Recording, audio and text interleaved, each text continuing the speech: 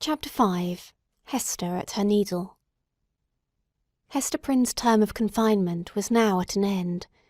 Her prison door was thrown open, and she came forth into the sunshine, which, falling on all alike, seemed to her sick and morbid heart as if meant for no other purpose than to reveal the scarlet letter on her breast.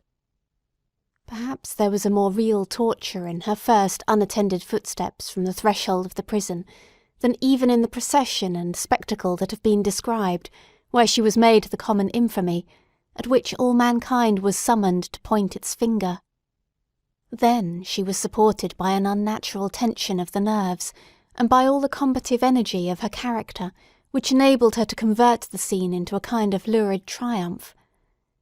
It was, moreover, a separate and insulated event, to occur but once in her lifetime, and to meet which, therefore, reckless of economy, she might call up the vital strength that would have sufficed for many quiet years.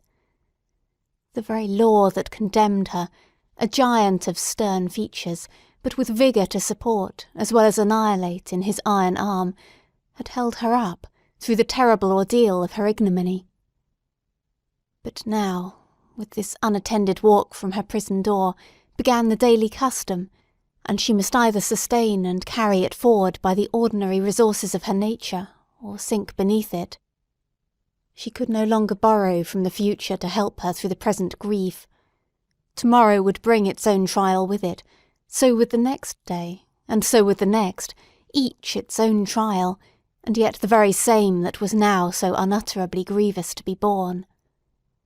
The days of the far-off future would toil onward, still with the same burden for her to take up and bear along with her, but ever to fling down. For the accumulating days and added years would pile up their misery upon the heap of shame. Throughout them all, giving up her individuality, she would become the general symbol at which the preacher and moralist might point, and in which they might vivify and embody their images of woman's frailty and sinful passion. Thus the young and pure would be taught to look at her, with the scarlet letter flaming on her breast, at her, the child of honourable parents, at her, the mother of a babe, that would hereafter be a woman, at her, who had once been innocent, as the figure, the body, the reality of sin. And over her grave, the infamy that she must carry thither would be her only monument.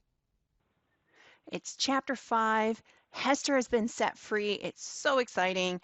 And I mean, this should be her time, to go out into the world and be embraced again. I mean, she served her time. She's, done the time for the crime, not to go and rhyme or anything, but it seems to be happening over and over again. Regardless, her days in prison are now behind her, but it's no use. She's now a prisoner within her town because everyone's condemning her, and they're staring at her and they're judging her.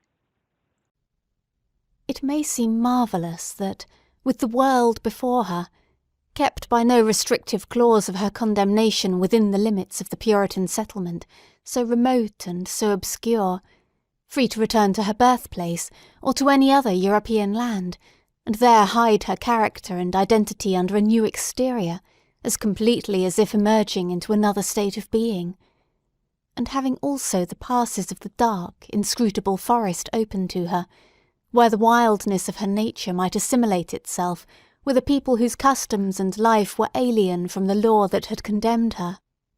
It may seem marvellous that this woman should still call that place her home, where, and where only, she must needs be the type of shame. But there is a fatality, a feeling so irresistible and inevitable that it has the force of doom, which almost invariably compels human beings to linger around and haunt, ghost-like, the spot where some great and marked event has given the colour to their lifetime, and still the more irresistibly, the darker the tinge that saddens it. Her sin, her ignominy, were the roots which she had struck into the soil. It was as if a new birth, with stronger assimilations than the first, had converted the forest land, still so uncongenial to every other pilgrim and wanderer, into Hester Prynne's wild and dreary but lifelong home. All other scenes of earth, even that village of rural England where happy infancy and stainless maidenhood seemed yet to be in her mother's keeping, like garments put off long ago, were foreign to her in comparison. The chain that bound her here was of iron links, and galling to her inmost soul, but could never be broken.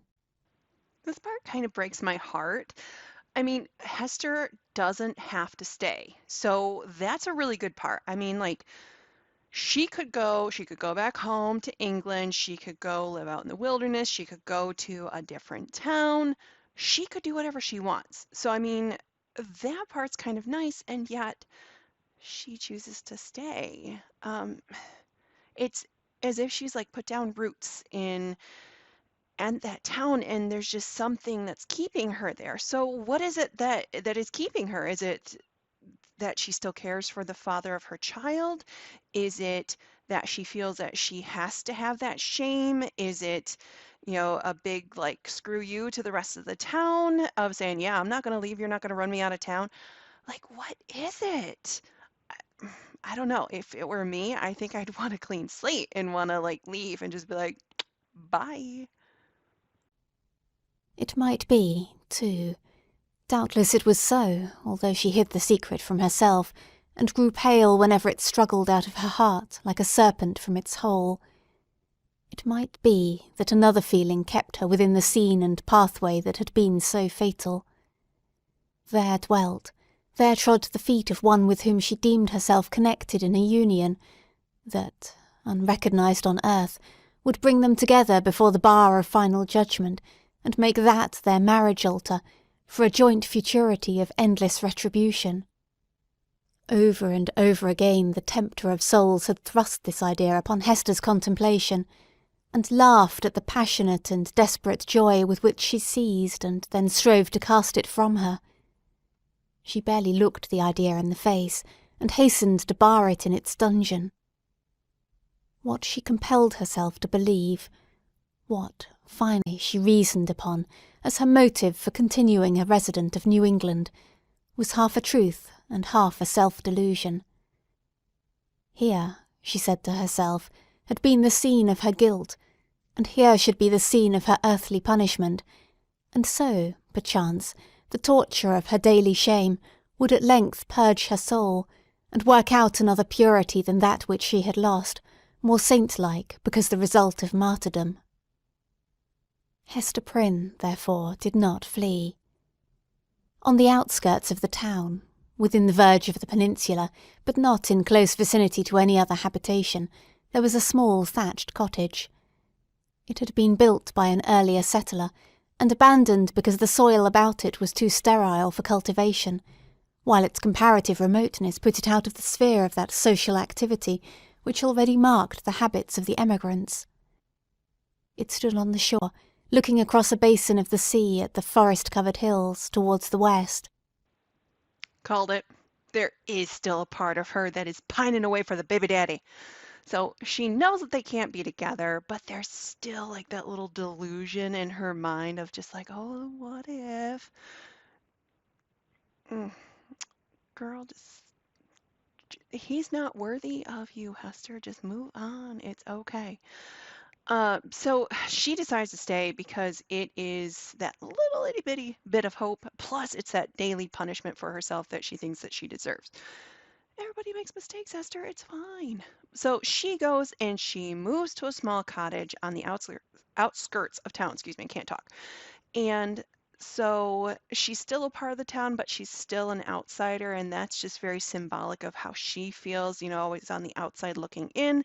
And it just makes me feel so bad because like it's this small thatched cottage. Okay, that's cool.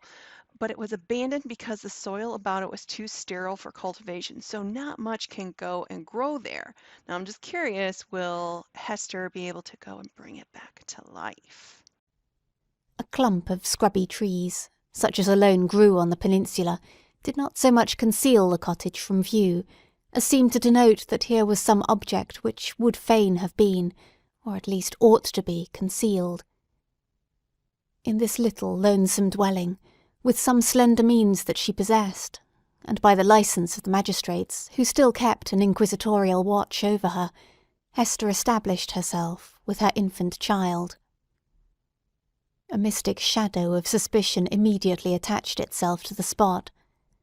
Children, too young to comprehend wherefore this woman should be shut out from the sphere of human charities, would creep nigh enough to behold her plying her needle at the cottage window, or standing in the doorway, or labouring in her little garden, or coming forth along the pathway that led townward, and, discerning the scarlet letter on her breast, would scamper off with a strange, contagious fear.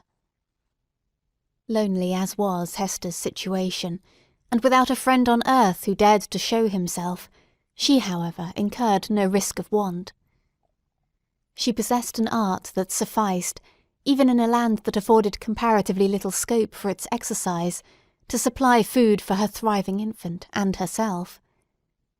It was the art, then, as now, almost the only one within a woman's grasp, of needlework.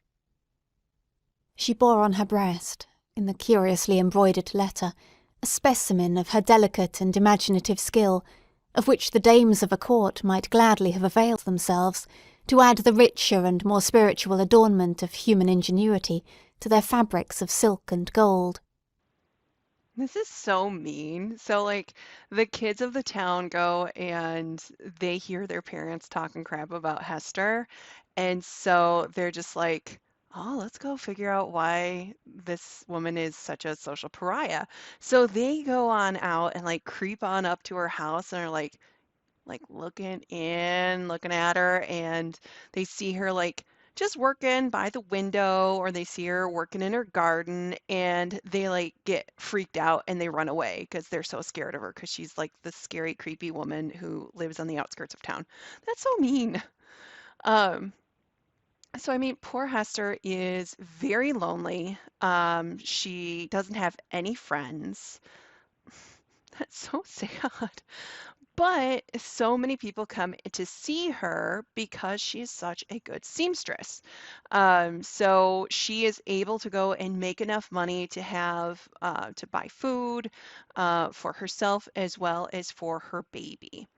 And that's all through her needlework. Go, Esther. Here indeed, in the sable simplicity that generally characterized the puritanic modes of dress, there might be an infrequent call for the finer productions of her handiwork. Yet the taste of the age, demanding whatever was elaborate in compositions of this kind, did not fail to extend its influence over our stern progenitors, who had cast behind them so many fashions which it might seem harder to dispense with. Public ceremonies, such as ordinations, the installation of magistrates, and all that could give majesty to the forms in which a new government manifested itself to the people, were, as a matter of policy, marked by a stately and well-conducted ceremonial, and a sombre but yet a studied magnificence. Deep ruffs, painfully wrought bands, and gorgeously embroidered gloves were all deemed necessary to the official state of men assuming the reins of power, and readily allowed to individuals dignified by rank or wealth, even while sumptuary laws forbade these and similar extravagances to the plebeian order. In the array of funerals, too, whether for the apparel of the dead body, or to typify, by manifold emblematic devices of sable cloth and snowy lawn, the sorrow of the survivors, there was a frequent and characteristic demand for such labour as Hester Prynne could supply. Baby linen, for babies then wore robes of state, afforded still another possibility of toil and emolument. By degrees, nor very slowly, her handiwork became what would now be termed the fashion. Whether from commiseration for a woman of so miserable a destiny, or from the morbid curiosity that gives a fictitious value even to common or worthless things, or by whatever other intangible circumstance was then, as now, sufficient to bestow, on some persons, what others might seek in vain, or because Hester really filled a gap which must otherwise have remained vacant, it is certain that she had ready and fairly requited employment for as many hours as she saw fit to occupy with her needle. Vanity, it may be, chose to mortify itself by putting on, for ceremonials of pomp and state, the garments that had been wrought by her sinful hands. Her needlework was seen on the ruff of the governor. Military men wore it on their scarves, and the minister on his band. It decked the baby's little cap. It was shut up, to be mildewed and moulder away in the coffins of the dead. But it is not recorded that, in a single instance, her skill was called in to embroider the white veil which was to cover the pure blushes of a bride. The exception indicated the ever-relentless rigour with which society frowned upon her sin. Puritans in this time period were known for their very stark style, but there were some reasons to get all decked up and to wear some extravagant clothing, and Hester would go and make this for them. And so her handiwork became so popular that the governor wore it, the military, baby people, babies would wear some stuff, like for people who had died, but not brides. That's like the big no-no because they felt like her sin would transfer onto the brides, and they were just like, no. So, no bride work. Hester sought not to acquire anything beyond a subsistence of the plainest and most ascetic description for herself, and a simple abundance for her child. Her own dress was of the coarsest materials and the most sombre hue, with only that one ornament, the scarlet letter, which it was her doom to wear. The child's attire, on the other hand, was distinguished by a fanciful, or, we might rather say, a fantastic ingenuity, which served indeed to heighten the airy charm that early began to develop itself in the little girl, but which appeared to have also a deeper meaning. We may speak further of it hereafter. Except for that small expenditure in the decoration of her infant, Hester bestowed all her superfluous means in charity on wretches less miserable than herself, and who not unfrequently insulted the hand that fed them. Much of the time, which she might readily have applied to the better efforts of her art, she employed in making coarse garments for the poor. It is probable that there was an idea of penance in this mode of occupation, and that she offered up a real sacrifice of enjoyment in devoting so many hours to such rude handiwork. Hester dresses very modestly, except for the A, of course. Well, Pearl, her daughter, is like a little fairy child, and she has like all of this fanciful type of clothing that she wears, which is kind of cute. So everyone as well, including the poor, were mean to Hester, and that's just especially bad because at first she would make and donate this like really nice clothing to them, and they just looked down on her, and I don't know, that's just kind of a jerk move.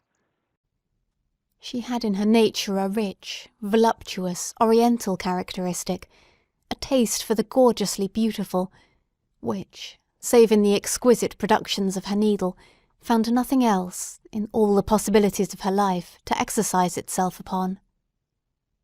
Women derive a pleasure, incomprehensible to the other sex, from the delicate toil of the needle. To Hester Prynne it might have been a mode of expressing, and therefore soothing, the passion of her life. Like all other joys, she rejected it as sin. This morbid meddling of conscience with an immaterial matter betokened, it is to be feared, no genuine and steadfast penitence, but something doubtful, something that might be deeply wrong beneath. In this manner, Hester Prynne came to have a part to perform in the world. With her native energy of character and rare capacity, it could not entirely cast her off, although it had set a mark upon her more intolerable to a woman's heart than that which branded the brow of Cain. In all her intercourse with society, however, there was nothing that made her feel as if she belonged to it. Every gesture, every word, and even the silence of those with whom she came in contact, implied, and often expressed, that she was banished, and as much alone as if she inhabited another sphere, or communicated with the common nature by other organs and senses than the rest of humankind. She stood apart from moral interests, yet close beside them, like a ghost that revisits the familiar fireside, and can no longer make itself seen or felt, no more smile with the household joy, nor mourn with the kindred sorrow. Or, should it succeed in manifesting its forbidden sympathy, awaking only terror and horrible repugnance. These emotions, in fact, and its bitterest scorn besides, seemed to be the sole portion that she retained in the universal heart. It was not an age of delicacy, and her position, although she understood it well, and was in little danger of forgetting it, was often brought before her vivid self-perception, like a new anguish, by the rudest touch upon the tenderest spot. The poor, as we have already said, whom she sought out to be the objects of her bounty, often reviled the hand that was stretched forth to succour them. Dames of elevated rank, likewise, whose doors she entered in the way of her occupation, were accustomed to distil drops of bitterness into her heart, sometimes through that alchemy of quiet malice by which women can concoct a subtle poison from ordinary trifles, and sometimes also by a coarser expression that fell upon the sufferer's defenceless breast like a rough blow upon an ulcerated wound. Hester had schooled herself long and well. She never responded to these attacks, save by a flush of crimson that rose irrepressibly over her pale cheek, and again subsided into the depths of her bosom. She was patient, a martyr indeed, but she forbore to pray for enemies, lest, in spite of her forgiving aspirations, the words of the blessing should stubbornly twist themselves into a curse. I love the part where Hawthorne's like, women derive a pleasure incomprehensible to the other sex from the delicate toil of the needle. Okay, like, I'm not a huge fan of embroidery, but, like, to each their own. If that's your thing, cool. But it's just not because they're female. Come on, Nathaniel Hawthorne, get it together. But what Hawthorne's trying to say, if I'm going to be nice here, he's like saying that women tend to like the extra stuff in life, but because she's a Puritan, it would be seen as sinful rather than her just simply enjoying the nice things in life and beauty in general. Then this next part where it says there was nothing that made her feel as if she belonged to it. Every gesture, every word, and even the silence of those with whom she came in contact implied and often expressed that she was banished, as much alone as if she had inhabited another sphere. Oh, so she just feels so alienated from the rest of humanity and society, and the only emotion that they show her is scorn. That's just terrible. So every moment of every day is just terrible for her. And the women are the worst, and they're just total haters, and they're just looking at her and just throwing those poison darts with their eyes. Ugh. And so she's becoming a martyr. I feel bad for Hester. Continually, and in 1,000 other ways, did she feel the innumerable throbs of anguish that had been so cunningly contrived for her by the undying, the ever-active sentence of the Puritan tribunal. Clergymen paused in the street to address words of exhortation that brought a crowd, with its mingled grin and frown, round the poor sinful woman. If she entered a church, trusting to share the Sabbath smile of the universal Father, it was often her mishap to find herself the text of the discourse. She grew to have a dread of children, for they had imbibed from their parents a vague idea of something horrible in this dreary woman, gliding silently through the town, with never any companion but one only child. Therefore, first allowing her to pass, they pursued her at a distance with shrill cries, and the utterance of a word that had no distinct purport to their own mind, but was none the less terrible to her, as proceeding from lips that babbled it unconsciously. It seemed to argue so wide a diffusion of her shame that all nature knew of it. It could have caused her no deeper pang had the leaves of the trees whispered the dark story among themselves, had the summer breeze murmured about it, had the wintry blast shrieked it aloud.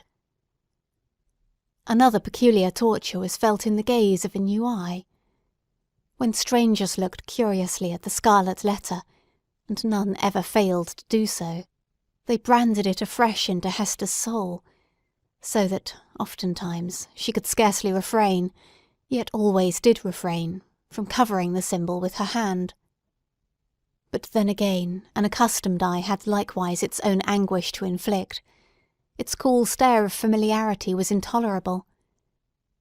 From first to last, in short, Hester Prynne had always this dreadful agony in feeling a human eye upon the token. The spot never grew callous. It seemed, on the contrary, to grow more sensitive with daily torture. I'm going to be saying this a lot. Poor Hester. Her life is just completely miserable. She can't go anywhere in town. She can't, like, walk down the street. She can't go to church. Everyone just vilifies her. That's just so terrible.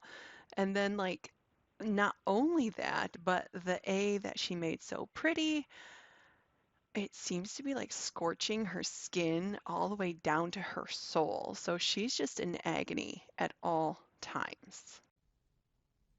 But sometimes, once in many days, or perchance in many months, she felt an eye, a human eye, upon the ignominious brand, that seemed to give a momentary relief, as if half of her agony were shared. The next instant back it all rushed again, with still a deeper throb of pain, for, in that brief interval, she had sinned anew. Had Hester sinned alone? Her imagination was somewhat affected, and, had she been of a softer moral and intellectual fibre, would have been still more so, by the strange and solitary anguish of her life.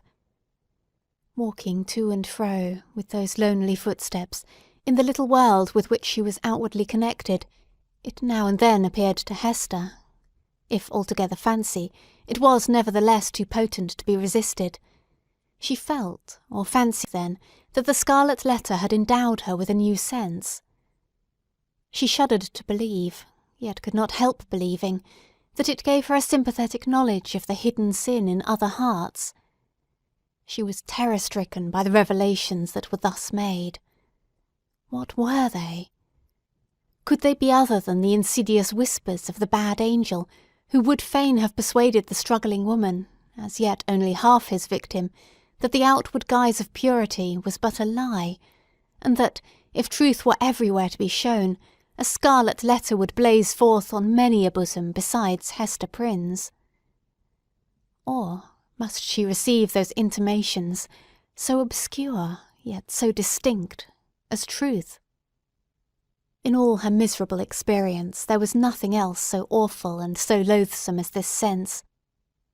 It perplexed as well as shocked her, by the irreverent inopportuneness of the occasions that brought it into vivid action.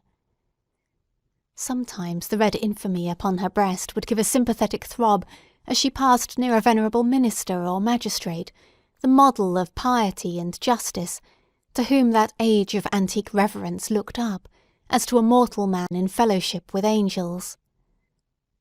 "What evil thing is at hand?" would Hester say to herself. The letter A that's embroidered on her chest seems to almost have given Hester these supernatural powers, and she can almost like sense when other people have sinned. And I don't know, she's kind of like a superhero. It's kind of cool. Lifting her reluctant eyes, there would be nothing human within the scope of view, save the form of this earthly saint. Again a mystic sisterhood would contumaciously assert itself, as she met the sanctified frown of some matron, who, according to the rumour of all tongues, had kept cold snow within her bosom throughout life. That unsunned snow in the matron's bosom, and the burning shame on Hester Prynne's, what had the two in common? Or, once more, the electric thrill would give her warning. Behold, Hester, here is a companion. And looking up, she would detect the eyes of a young maiden glancing at the Scarlet Letter, shyly and aside, and quickly averted with a faint, chill crimson in her cheeks, as if her purity were somewhat sullied by that momentary glance. O fiend, whose talisman was that fatal symbol, wouldst thou leave nothing, whether in youth or age, for this poor sinner to revere? Such loss of faith is ever one of the saddest results of sin. Be it accepted as a proof that all was not corrupt in this poor victim of her own frailty, and man's hard law, that Hester Prynne yet struggled to believe that no fellow mortal was guilty like herself. The vulgar, who in those dreary old times were always contributing a grotesque horror to what interested their imaginations, had a story about the Scarlet Letter which we might readily work up into a terrific legend. They averred that the symbol was not mere scarlet cloth tinged in an earthly dye-pot, but was red-hot with infernal fire, and could be seen glowing all alight whenever Hester Prynne walked abroad in the night-time. And, we must needs say, it seared Hester's bosom so deeply that perhaps there was more truth in the rumour than our modern incredulity may be inclined to admit. End of Section 8.